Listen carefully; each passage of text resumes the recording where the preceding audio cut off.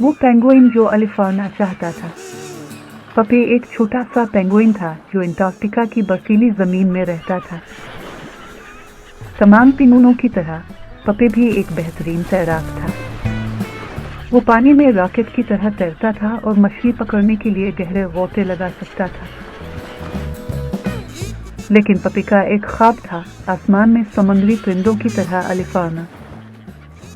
हर रोज पपे इन परिंदों को देखता जो बर्फानी चट्टानों के ऊपर पर फैलाए अलिफारती अपने पर फैलाए हवा में तैरते। पपे भी अपने पर फुलीपुस जोर से मारने की कोशिश करता, लेकिन वो सिर्फ एक दायरे में चलता रहता। एक दिन पपे ने फैसला किया कि वो हर हाल में अलिफा लेगा।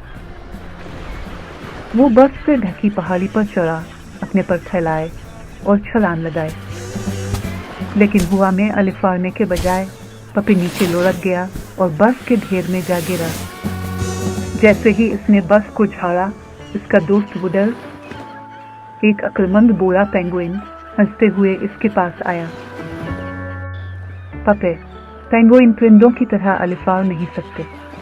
हम अलिफारने के लिए नहीं, तैरने के लिए बने हैं। पपे ने थोड़ा आदास होकर नीचे देखा। लेकिन मैं अपने पैरों के नीचे हुआ को महसूस करना चाहता हूँ और आसमान में अलिफाविंशा अलिफारना चाहता हूँ। वुडल ने एक लम्हे के लिए सोचा और फिर मुस्कुराते हुए कहा, शायद तुम्हें अलिफारने का कोई और तरीका तलाश करना होगा। अगले दिन वुडल पपे को समंदर के किनारे ले गया। वहां देखो, वुडल ने समंदर की लहरों की तरफ इशारा करते हुए कहा, पानी हमारे लिए आसमान की तरह है और हम इसमें अपने तरीके से अलिफार सकते हैं। पपे को थोड़ी उलझन हुई, लेकिन उसने वुडल पर भरोसा किया।